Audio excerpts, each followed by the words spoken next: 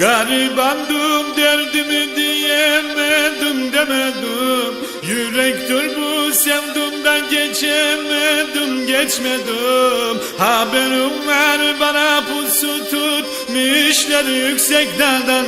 Yollarımı kesmişler üzerime kurşun sıkacak. Mişler gelin kayasından atacak.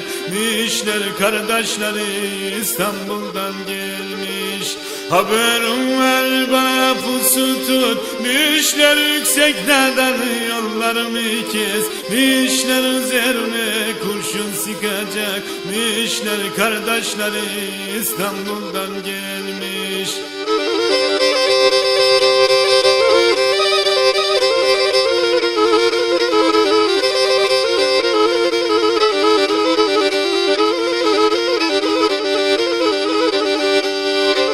Bağımda olmayan güle gül demem diyemem.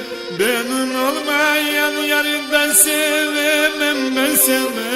Mevlam kanat verse sensiz sıratı geçemem. Haberim var bana pusu tutmuşlar yüksek dağdan. Yollarımı kesmişler üzerime kurşun sıkacak. Mişler gelin kayasından atacak. Mişler kardeşleri İstanbul'dan gelmiş. Haberim var bana pusu tutmuşlar yüksek dağdan. Yollarımı kesmişler üzerime kurşun sıkacak. Mişler kardeşleri İstanbul'dan gelmişler.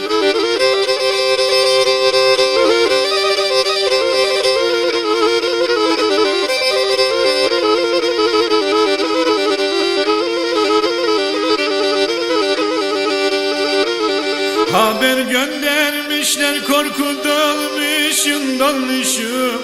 Bir an kapınızdan soluklanmışım kalmışım. Karanlığı kefenetmiş sarmışım. Karşı dağı omuzuma almışım. Haberim var bana pusu tutmuşlar yüksek dağdan.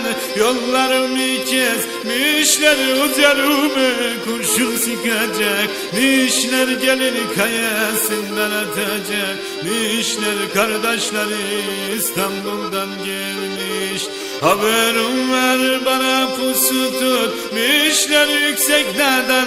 Yollarımı kesmişler üzerime kurşun sıkacak. Mişler kardeşleri İstanbul'dan gelmiş. Haberim var bana